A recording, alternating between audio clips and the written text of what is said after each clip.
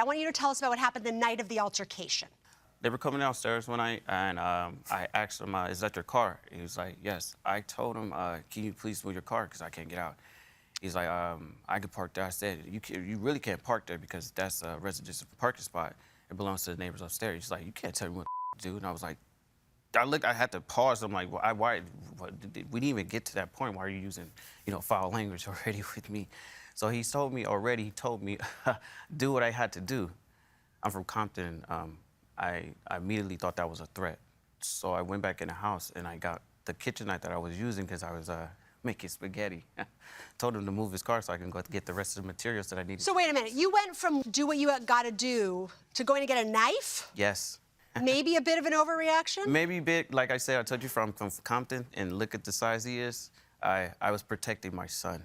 At the end of the day, he believes that I'm The Rock, so I have to perceive that persona, so I had to come back home.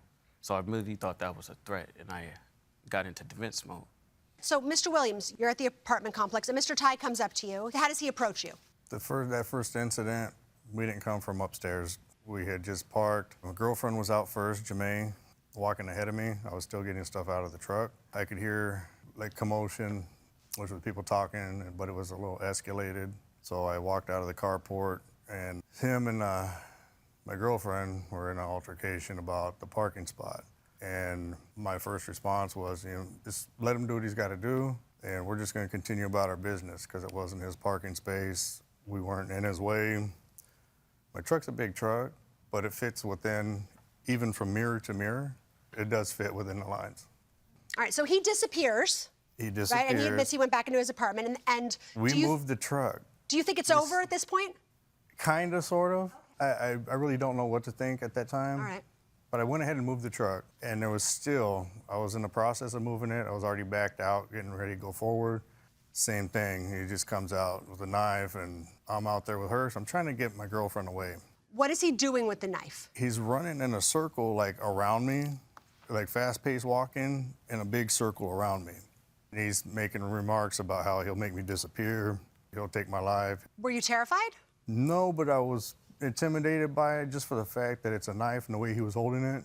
Did you think he was going to hurt you? I was unsure. All right, so Mr. Ty, you come out with the knife. What did you do at that point?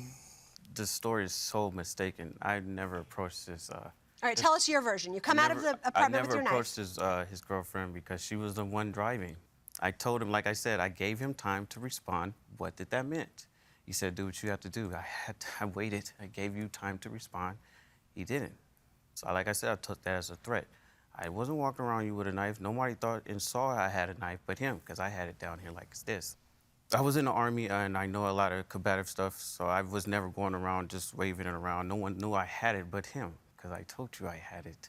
All right, so somebody calls the cops. Yes. Who called the cops? Do we know? One of my neighbors did, because he would not stop. He told me he moved the car. He never moved the car.